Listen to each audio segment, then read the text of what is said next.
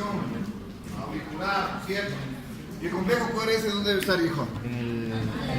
Al principio de la sístole. Antes de la sístole ventricular, ¿verdad? ¿Y la otra qué?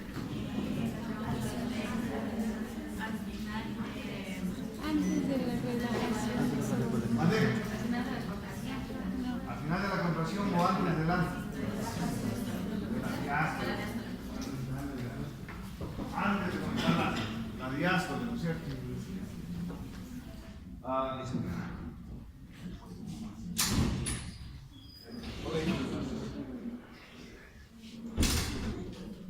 Muy bien, pero hablamos del diagrama de volumen de presión. ¿Cuál es el diagrama? Ya el que relaciona el volumen de la aurícula izquierda por la presión, que decía que Y entonces, ¿cuáles son las fases del diagrama de volumen de presión? 1, 2, 3, 4. Ya. ¿Cuáles son? La 1 era el llenado rápido. Llenado rápido, inicia con qué? Llenado rápido, inicia con qué? Fisiológico. Con la apertura de las. La apertura de las válvulas ventriculares. La periodo de llenado se caracteriza por qué situación, por qué es lo que pasa en el llenado. ¿Desde cuándo hasta cuándo? El volumen del histórico llegar a su volumen de 50 años.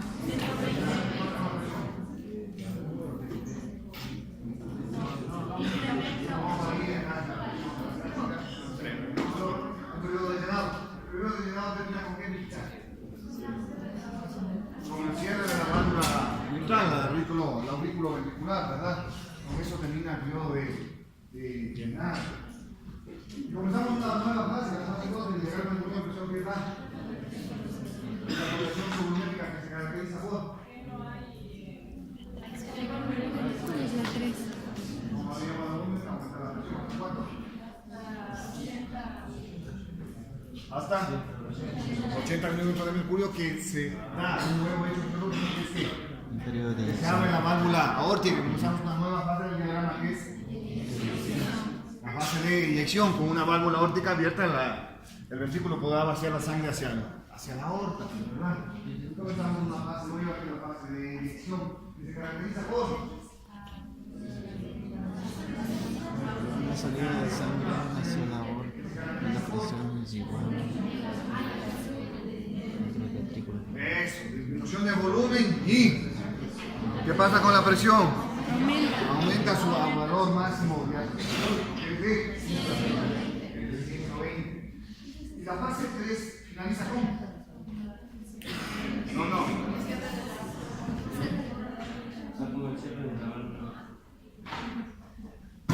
Y la fase 3 termina con. ¿Con qué? Con el cierre de la válvula. Con eso termina la fase 3 y comenzamos una nueva fase, que es cuál. ¿Vale? La relajación isovolumétrica, que se caracteriza por.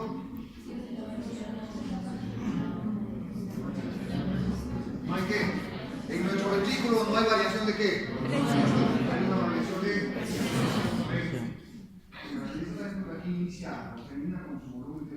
Después de la edición, nos quedamos con un volumen final. Y vamos a la relajación isovolumétrica, que se caracteriza por una disminución de presión. Ese es el diagrama de volumen de presión. Luego viene un nuevo ciclo con la apertura de las válvulas. Ok. Muy bien. Luego hablamos de que el corazón puede regularse, ¿no es cierto? Ese bombeo cardíaco. ¿No es cierto? Hay una regulación del corazón. ¿De dónde hizo cuáles son? Exactamente. La física es. ¿Cuáles están?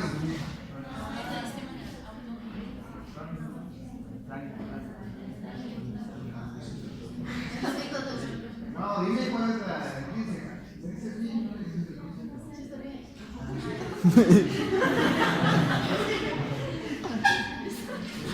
Dale. Tiene el mecanismo de Bryan-Stein, ¿no? Bryan-Stein, que dice que la capacidad que tiene el corazón sobre el volumen que entra va a tener la capacidad para regular eso. es la capacidad de adaptar el corazón a volúmenes variables que van llegando, ¿no es cierto?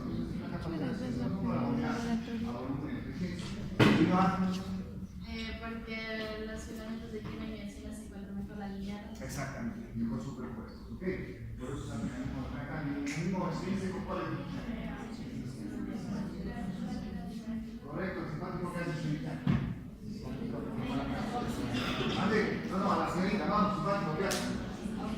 ¿Por qué? ¿Cuál es el neurotransmisor? ¿Qué hace? ¿Cuál es el neurotransmisor simpático?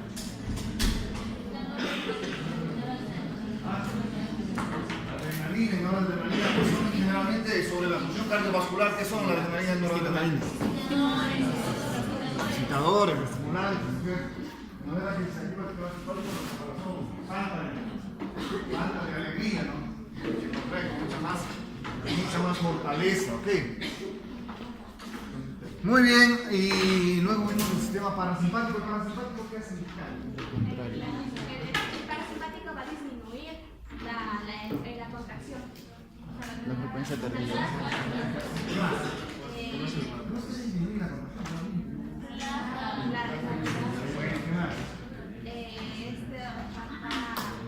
¿Cuál es la acción más importante del sistema vagal, del sistema parasimpático? En la función cardíaca. Pero más que eso, porque indirectamente es cierto el reduce el gasto cardíaco, pero el reduce el gasto cardíaco por una acción directa, ¿cuál es? ¿Qué disminuye? La frecuencia cardíaca. Vagal. Por eso les he dicho ya, cuando se estimula el vago, cuando tenemos un reflejo vagal, un desmayo por reflejo vagal, pues disminuirá la frecuencia. ¿Sí? Muy bien, creo que hasta ahí vimos. ¿O vimos algo más, mija? Sí. Sí, dice. Pregúntele qué más. Sonidos de los sonidos. Los sonidos, no, sonocardiograma en el ciclo cardíaco, ¿no es cierto? Vos mismo que estás con ganas de hablar, dale. El sonido R1 y R2 eran los más audibles y R1 era el que se produce cuando se tensan las aurículas ventriculares.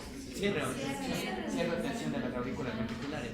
Y R2 era... Vos mismo querías hablar, No, ya no me acuerdo.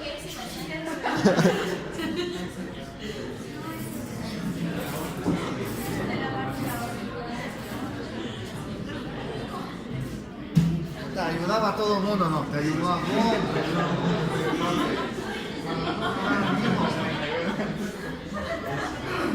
eso, perfecto. Gracias.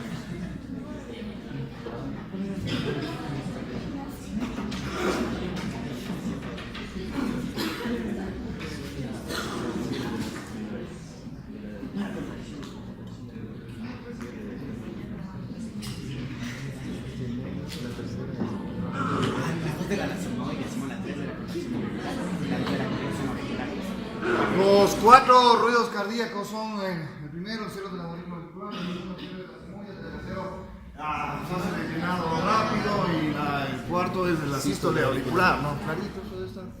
Clarito, ok. Muy bien. Este es el preámbulo de electrocardiografía, ¿no? Vamos a ver el preámbulo de electrocardiografía. De aquí en adelante todo será electro. Van a tener que leer el libro de Marco Gaibor, que les había dicho que vamos a usar todos los capítulos de ese libro en donde se incluye electrocardiografía, que son apenas 3 o 4 hojas. Así que les pido de favor que vayan y lean. Les pido de favor también que consigan los electros, como les había dicho al inicio del semestre. Así que para las siguientes clases, de aquí en adelante, todo con electros. Todo con electros. Nada de libros, nada, todo con electros, ¿ok? De aquí hasta finalizar, que no sé cuándo finalizar. 4 semanas. Primera semana de junio. Estamos perfectos, ¿no? Tenemos que dar una prueba de zoología cardíaca, que no nos ponemos de acuerdo, que me imagino será a finales de este mes. Y tenemos que tomarles todo lo concerniente al taller de electrocardiografía, entonces cogen un electro y van a poder leer sin ningún problema. O eso aspiro, eso ya depende de cada uno, ¿ok?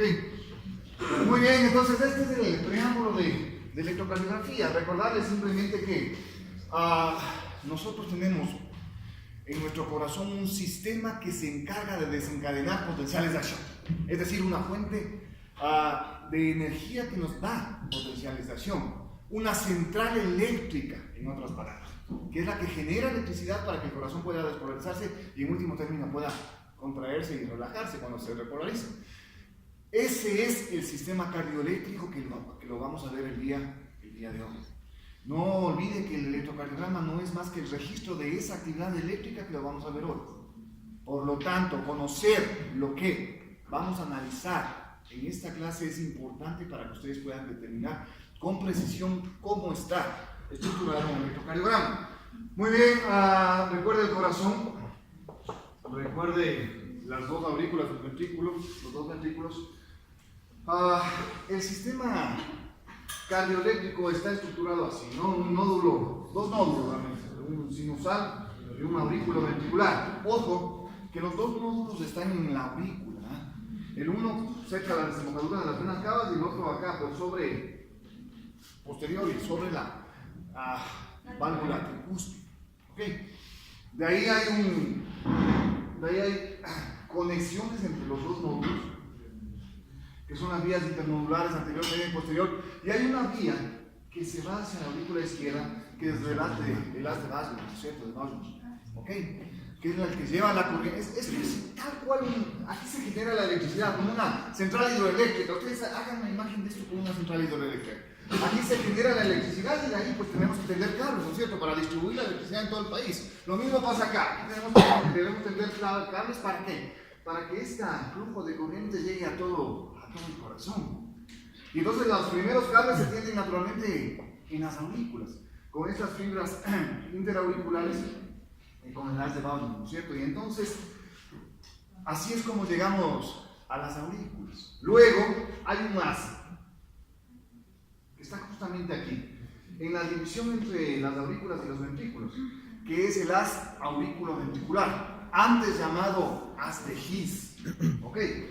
Entonces, este es el haz de His. Es un haz fuerte, potente, que tiene muchas fibras nerviosas que llevan esta conducción eléctrica de la aurícula al ventrículo. El haz de His tiene una porción penetrante. La porción penetrante, que es la primera porción, justamente está en la división entre la aurícula y los ventrículos. Y luego ya tenemos una porción distal del haz de His, que será esta porción distal la que sobre el tabique interventricular se divida en una rama derecha y una rama izquierda del haz de His, del haz auriculoventricular, para finalmente estas ramas izquierda y derecha del haz de His terminar en los sistemas ventriculares, que son las fibras de Purkinje, que son las que dan inervación a los sistemas ventriculares, a los ventrículos en general. Entonces es facilito recordar el sistema cardioeléctrico del corazón.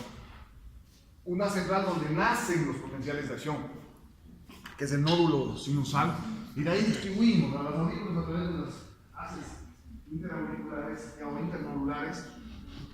Luego tenemos el haz de Boswell. Luego llegamos al nódulo auriculoventricular. Del nódulo auriculoventricular pasamos al haz auriculoventricular o haz de His, y de ahí rama derecha y rama izquierda del haz de His, para que esas ramas terminen en sus ramales terminales, que son las fibras de. Eso es todo. Naturalmente, estos son los cables que llevan la electricidad. Esos cables que llevan la electricidad están metidos, absolutamente metidos, adheridos, enraizados, no sé cómo decir, en todo esto que es el músculo cardíaco, ¿no? Aquí hay células musculares, que son las que se van a beneficiar de ese paso iónico, de ese flujo de iones, tanto en las aurículas cuanto en los ventrículos. Recordarles, por favor, que el flujo de corriente eléctrica jamás pasa directamente del músculo auricular al músculo ventricular. Es decir, no hace esto el flujo de corriente, jamás. Pasar de la aurícula al ventrículo. Siempre el flujo de corriente eléctrica pasa a través del sistema cardioeléctrico. Es la única manera. Es decir, pasará este flujo de iones a través de estas vías internodulares de un nódulo al otro y de este nódulo al haz, y del haz será distribuido por las fibras de Purkinje. Jamás el flujo pasará de la aurícula al ventrículo a través de sus células musculares directamente. Y hay una razón fisiológica clara, ¿no? Que aquí yo tengo un tabique fibroso, que divide aurículas de ventrículos y que impide realmente que pase el flujo de corriente del músculo auricular al músculo ventricular directamente. La única manera de que pasen los potenciales de acción será a través del sistema cardioeléctrico, es decir, a través del sistema nacional interconectado, si hablamos de electricidad, ¿cierto? La única manera. Muy bien, otra cosa que es importante, los potenciales de acción siempre viajan en una sola dirección. Es decir, el flujo de corriente eléctrica siempre viaja en esta dirección, ¿no? Va viajando desde el nódulo sinusal en este sentido. No hay posibilidad de que haya una despolarización que inicie aquí y vaya hacia las aurículas. Siempre se inicia acá y viaja hacia los sistemas ventriculares. No hay posibilidad fisiológica, no estamos hablando de posibilidad patológica, no hay posibilidad de que el flujo de corriente vaya de aquí hacia arriba. Hay ciertas enfermedades que sí producen eso, que son los síndromes de reentrada, que se les llama así, por alteraciones en los tabiques fibrosos del corazón que producen el síndrome de precipitación, que es el síndrome de Wolff-Parkinson. Pero eso no vamos a hablar hoy. Ni es competencia de la fisiología cardíaca que vamos a analizar. Pero recordarles eso sí, que fisiológicamente siempre pasa en este sentido el flujo de corriente eléctrica. Ok, señores, ahí estamos con el sistema cardioeléctrico. Clarito, ¿no? Clarito cómo nace. Fíjese usted cómo nace en el nódulo sinusal. Pasa a través de las vías internodulares. Mira dónde está ubicado el nódulo aurículo ventricular. También en la aurícula todavía, ¿no es cierto? Y de ahí pasa a las de His, a las aurículo ventricular, su porción penetrante, su porción distal. Y luego dividimos a la porción distal en la rama derecha y la rama izquierda de las de His para luego finalizar en estas fibras que son las fibras de Purkinje. Ok. Mire usted cómo pasa la corriente eléctrica a través de estos sistemas y luego, primero la flujo de corriente eléctrica y luego la contracción. Siempre. Fluye la corriente y luego se contrae. ¿Ok? No olvide eso. Siempre en una secuencia lógica, siempre despolarizando primero las aurículas y luego los ventrículos. Eso no nos da tiempo a que la aurícula se contraiga antes de la contracción ventricular. ¿Ok? Recuerden ustedes cuando hablábamos de los potenciales de acción con descarga repetitiva en el capítulo de desenlace. No, mentira.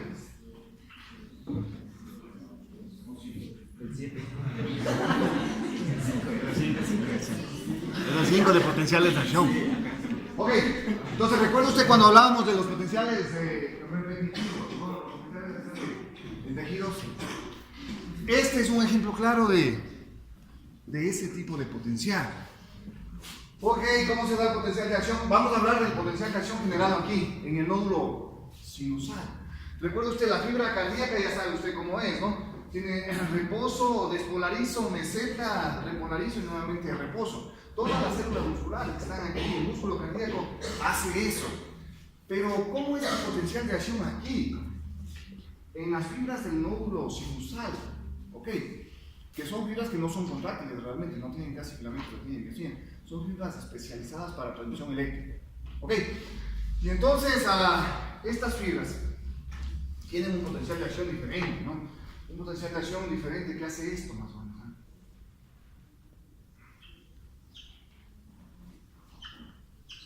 No se ve. No se ve, ni no veo de aquí. Okay.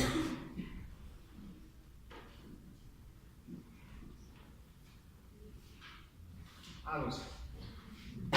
El potencial de acción de la fibra del nódulo sinusal varía en relación a lo que hemos venido analizando. Y varía por algunas cosas. En primer lugar, el potencial más negativo, es decir, el potencial de reposo al que alcanzan estas células, no llega a los menos 85, menos 90 milivoltios como llegaba en la fibra nerviosa o en la fibra muscular cardíaca o estriada. Estos apenas llegan a menos 55, menos 60 milivoltios, es decir, son células mucho más positivas en relación a su potencial base. ¿Okay? Eso es lo primero. Lo segundo, en el potencial de acción, en la generación del potencial de acción, mucho tiene que ver esta curva ascendente en el potencial generado en las células del nódulo sinusal. Este potencial ascendente, si esta es una célula del nódulo sinusal, este potencial ascendente se debe a que las células del nódulo sinusal tienen gran difusión, gran difusión a través de canales pasivos para las iones sodio. Entonces ingresa sodio, porque yo sé que por difusión va a ir de afuera hacia adentro. Tengo gran cantidad de sodio en medio extracelular. El sodio irá hacia el interior de la célula llevando cargas positivas. Y eso produce esta línea de ascensión en la curva del potencial de acción de la fibra del nódulo sinusal. Y llega hasta aquí, que es el potencial umbral de las células del nódulo sinusal. ¿Cuánto era el potencial umbral en las células normales, cardíacas o menos umbral, dijo. Menos 65.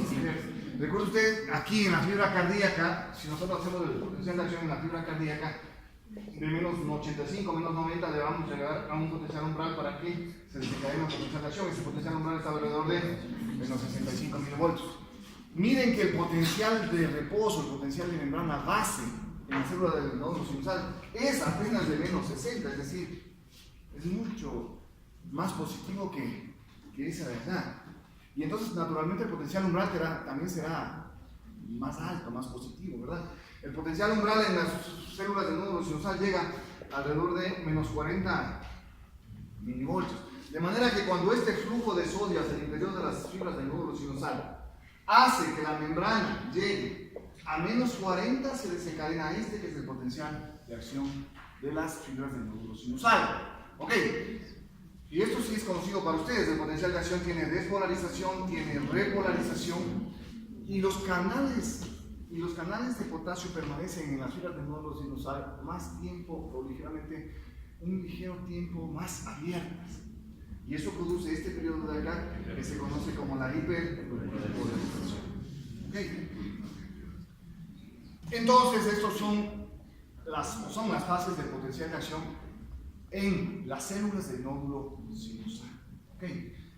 Una cosa, miren, para que aquí se desencadene el potencial de acción, o en el músculo isquioso en que desencadene el potencial de acción, yo necesito que acá llegue el estímulo, llegue la unión neuromuscular. Aquí, como son autoexcitables, nosotros no necesitamos que llegue ningún estímulo. Llegamos al potencial umbral gracias a que la propia célula se estimula.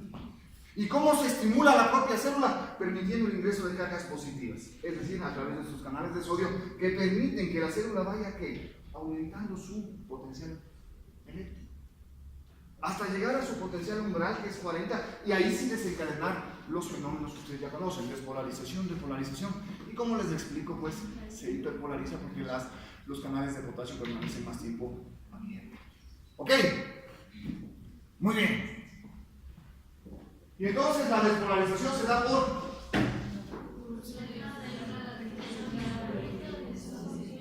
la entrada de, y la repolarización se da por las salidas de potasio de la célula. Y yo también hubiera pensado que así es, ¿no?, en las fibras del nódulo sinusal, pero a diferencia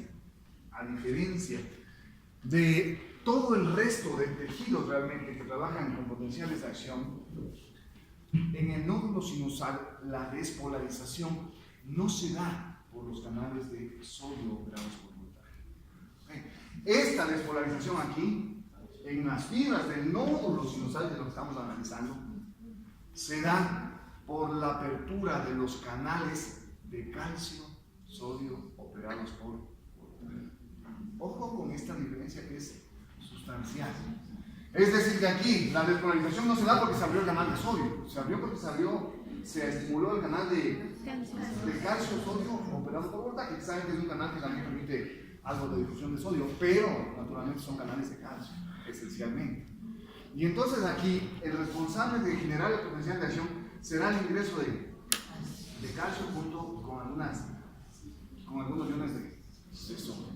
Pero esencialmente es un tipo diferente de canal, el responsable de la despolarización en el nódulo sinusal. ¿Ok? Y luego, pues la repolarización sí se mantiene, ¿no? Los canales lentos de potasio que van sacando las cargas hacia el exterior y dejando nuevamente negativo. Como les digo, estos canales de potasio permanecen más tiempo abiertos, y eso es y por eso es que resulta que yo tengo un periodo de hiperpolarización en estas células. No importa que se quede hiperpolarizado, inmediatamente los canales de fuga de sodio que tenemos en estas células permiten la difusión de sodio e ingresan cargas de sodio pasivamente hasta cuando alcanzamos un potencial umbral y volvemos a activar a los operados por voltaje de calcio y se abre. Toda la vida pasa esto en sus células cardíacas, en sus células cardioeléctricas.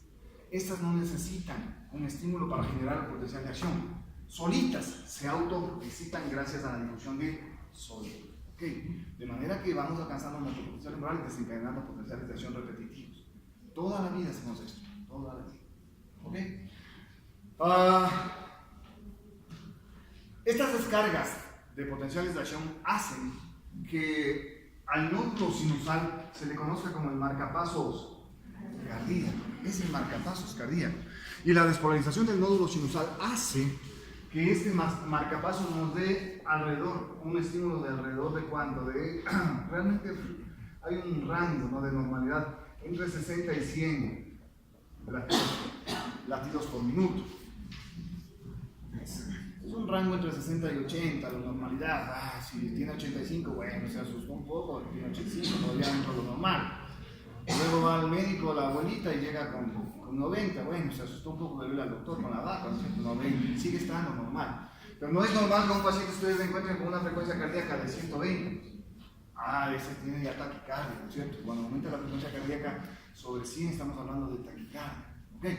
Y cuando el nódulo sinusal comienza a disparar menos de 60, estamos hablando de 45, latidos por minuto, estamos hablando de taquicardia. ¿Okay? Entonces es bueno que ustedes sepan que el nódulo sinusal hace o dispara más o menos a 60 o 80 latidos por minuto. Pero puede suceder también que este nódulo sinusal se enferme. Y al enfermarse el nódulo sinusal, ¿cómo generamos potenciales de acción? Entonces, recuerde usted que si no sirve la una central hidroeléctrica, tiene que entrar a funcionar la otra, ¿cierto? Y esta tiene las mismas características en cuanto a su funcionalidad. ¿Okay? De manera que puede generar también potenciales de acción cuando el nódulo sinusal no lo puede hacer o no lo está haciendo. Y entra en acción en lo que se conoce como el ritmo nodal. El ritmo nodal, es decir, del nódulo auriculoventricular. ¿Cuál es la diferencia? Que este dispara con una frecuencia mucho menor. Este apenas dispara con una frecuencia entre 40 y 60 latidos por minuto. No dispara más. ¿Okay? No podemos tener ritmo nodal con una frecuencia de 80. Imposible. Será sinusal. ¿Okay? Pero los ritmos nodales disparan entre 40 y 60. Ahora supongamos que hay un infarto masivo, ¿no?, de toda la aurícula, afectando tanto el nódulo sinusal como el nódulo auriculoventricular. ¿Puede todavía ese corazón seguir generando potenciales de acción? ¿Dónde? Pues sí. Pues sí. Las últimas células que pueden actuar como marcapasos cardíacos son las fibras de Purkinje. Es el último eslabón antes de la muerte, como lo llaman algunos fisiólogos. El último eslabón antes de la muerte. Porque claro, es el último chance que tiene el corazón de por lo menos despolarizar algo de la fibra muscular ventricular. ¿Okay? Y las fibras de Purkinje disparan alrededor de 15 a 40 latidos por minuto, es decir, extremadamente radical. Nos disminuye la frecuencia cardíaca y al hacer eso nos disminuye gasto, nos disminuye el flujo sanguíneo tisular, gasto cardíaco, cantidad de sangre que va a salir hacia los tejidos. Entonces es el último chance que nos da nuestro corazón de seguir con vida hasta que hagamos algo, ¿cierto? Hasta que hagamos o pongamos un marcapasos externo, interno, marcapasos de manera que nos pueda desencadenar potenciales de acción para que la célula pueda contraerse. ¿Ok? Así es como funciona entonces el sistema cardioeléctrico, ¿no es cierto? Así es como se están generando los potenciales de acción en las fibras del nódulo sinusal o del nódulo auriculoventricular, siempre por autoexcitación, gracias a la difusión de sodio que nos permite alcanzar un potencial umbral. Una vez alcanzado el potencial umbral, se despolariza, pero no gracias a los canales de sodio operados por voltaje, sino gracias a los canales de calcio operados por voltaje. Y luego repolarizamos, como ustedes ya saben, a través de los canales de potasio. ¿Ok? ¿Me iban a preguntar algo ahí?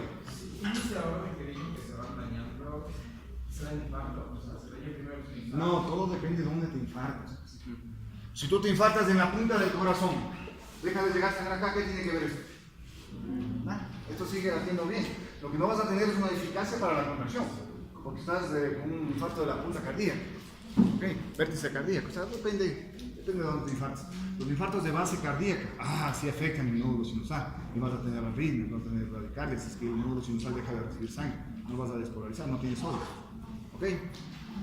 Dime. En esa potencial de acción hay un periodo refractario. Por supuesto, siempre tenemos periodos refractarios, pero el periodo refractario se basa esencialmente a cuando te llega un estímulo. Aquí no te llega un estímulo.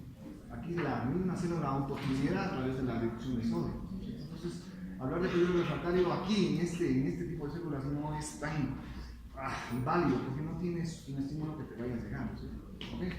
Muy bien, nuevamente lo mismo, ¿no? Para que no se olviden, esto es reforzando, ¿cierto? ¿Cuáles son las fases del sistema cardioeléctrico, mijita? Nódulo sinusal. Dale. El nódulo sinusal, fibras de Purkinje. Ay, perdón. ¿Cómo te saltas del nódulo sinusal a las fibras de Purkinje? El nódulo auriculoventricular y fibras de Purkinje. A ver, entonces nódulo sinusal, vías internodulares de las de Baumann, nódulo auriculoventricular, asa auriculoventricular, rama izquierda, rama derecha y finalmente las fibras de Purkinje. Ahí está nuevamente detallado todo lo que ustedes ya deben conocer. Ok, la porción penetrante y la porción distal también de las de His. Pero es importante también que ustedes, para saber electrocardiografía, conozcan cuánto se demora en transmitirse esa señal. Okay. ¿Cuánto se demora desde la central hidroeléctrica hasta llegar a las casas de la electricidad? Y eso es un concepto que ustedes están viendo en la okay. Son los tiempos que se demora en la conducción eléctrica. ¿Cuánto se demora de un nódulo al otro? Apenas 0.03 segundos. Es decir, de ir una central a otra a través de las fibras internodulares se demora 0.03 segundos. Ojo con una cosa. En el nódulo auriculoventricular es en donde mayormente se retrasa la conducción eléctrica. Es decir, aquí hay un stop. No pasa inmediatamente de aquí hacia acá, sino que se detiene, se retrasa, no se detiene, se retrasa, se hace más lenta la transmisión eléctrica y se detiene. Aquí se detiene 0.09 segundos en el nódulo auriculoventricular. Y luego entra la porción penetrante de las de His y aquí se detiene 0.04 segundos. Y cuando llega al ventrículo, acá a la parte final del ventrículo, es decir, cuando ya a la parte final del asa auriculoventricular, cuando ya llega a los ventrículos, la conducción, por tanto, se ha demorado. ¿Cuánto, mija? Desde que salió hasta acá, ¿cuánto se ha demorado? 0,16. 0,16. Los tres que se demoró en llegar acá. Y luego aquí se demora 0.09 y aquí se demora 0.04. De manera que aquí sale la conducción con ¿cuánto? 4 más 9 más 3. 0.16 segundos. 0.16 segundos es lo que se demora la conducción eléctrica de llegar de las aurículas a los ventrículos. En electrocardiografía representa, por tanto, si es la onda P, lo que se demora en llegar la conducción eléctrica desde cuando nace en la aurícula hasta cuando llega al ventrículo, lo que se conoce como el intervalo PR. Entonces, ¿cuánto debe durar el intervalo PR, mija? 0.16. Dura 0.16 a 0.20. Pero ahorita en eso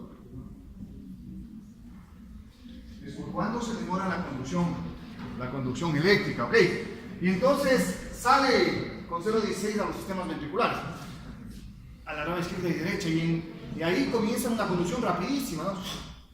Pasa a los sistemas de Purkinje en 0.03 más, en 0.19, y luego del Purkinje hacia el músculo cardíaco, hacia las partes más externas del músculo cardíaco en 0.03 más.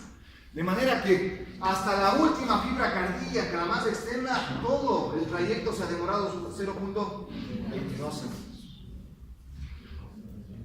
Toda la despolarización se ha demorado 0.22 segundos. ¿Ok? Desde aquí hasta la última fibra cardíaca. Miren lo rápido, ¿a dónde voy? Miren lo rápido de la conducción ventricular, ¿no? Todo el ventrículo a través de los sistemas más el músculo cardíaco se ha demorado 0.06 segundos. A veces se demora un poquito más, por eso es que el complejo QRS, que representa la despolarización ventricular, dura alrededor de 0.08, máximo a 0.1 segundo. El complejo QRS, por esta. Y luego nos vamos a la aurícula, ¿no es cierto? Pasar la corriente eléctrica de un nódulo al otro, 0.0. Pero ¿cuánto se demora en pasar hacia el músculo auricular? Se demora realmente desde cuando nace hasta la fibra más externa del músculo auricular alrededor de 0.07, 0.08 segundos, más o menos. De manera que la onda P, ¿cuánto debería durar? En tiempo, alrededor de 0.08. Algunos autores hasta 0.1. Por ese flujo de corriente eléctrica que se da al músculo auricular. ¿Ok? Muy bien. No olviden, si hablamos del sistema cardioeléctrico, ¿cuántos son los tiempos? Nace el estímulo en el nódulo sinusal, pasa al nódulo auriculoventricular en 0.03 segundos. Aquí se detiene en dos sitios. Se detiene en el nódulo auriculoventricular y en el haz de His, en el haz auriculoventricular, haciendo que la conducción pase hacia el sistema ventricular desde cuando nace hasta cuando llega al ventrículo en 0.16. Porque aquí se detuvo 0.09 y en la porción penetrante se detuvo 0.04. Sale aquí en 0.06. Va hacia las fibras de Purkinje, hacia las partes más distales de las fibras de Purkinje en 0.03, llega a 0.19 acá. Pero de ahí el músculo ventricular, las partes más externas del miocardio, llega en 0.03 más, de manera que se demora todo el sistema ventricular en transmitir la conducción eléctrica, tanto a través del sistema cardioeléctrico cuanto a través del músculo ventricular, alrededor de 0.06 segundos más. De manera que todo el sistema se demora. Aquí solo estamos hasta llegar al ventrículo, ¿no es cierto? Miren entonces, nace el nódulo sinusal, las vías internodulares. Miren cómo llega el nódulo auriculoventricular. El nódulo auriculoventricular sale en 0.12. ¿Sale 0.12 hasta dónde? Hasta el asa auriculoventricular. Porque se demora en el nódulo 0.09. Los 0.09 más los 0.03 sale acá hacia la porción penetrante en 0.012. Pero ustedes recuerden que en la porción penetrante se demora 0.04 más. De manera que cuando sale ya hacia la rama izquierda y derecha de los ventrículos, sale en 0.16, que es lo que tarda realmente la conducción de la aurícula hacia el ventrículo. ¿Ok? Están los tiempos ahora sí completos en este gráfico, como les he mencionado ya. ¿Ok? Miren entonces de un nódulo al otro en 0.03.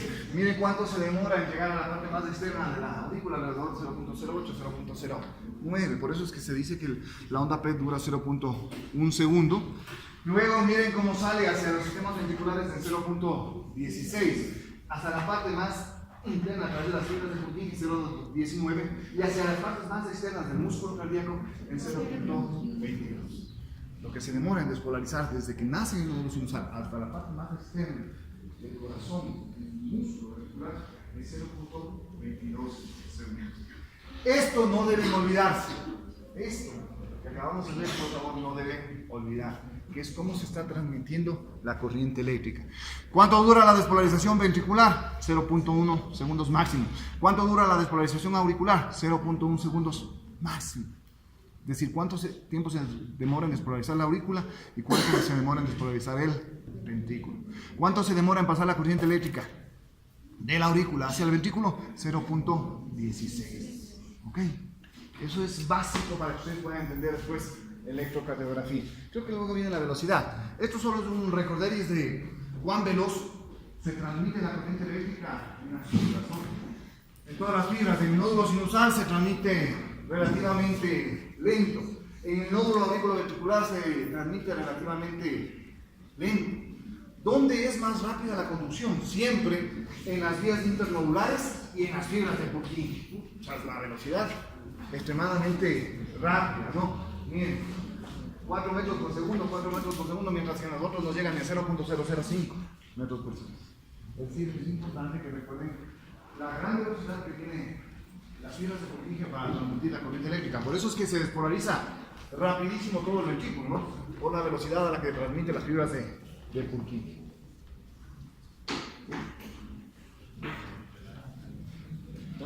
Dime, ¿tienen clases? ¿Ya se van?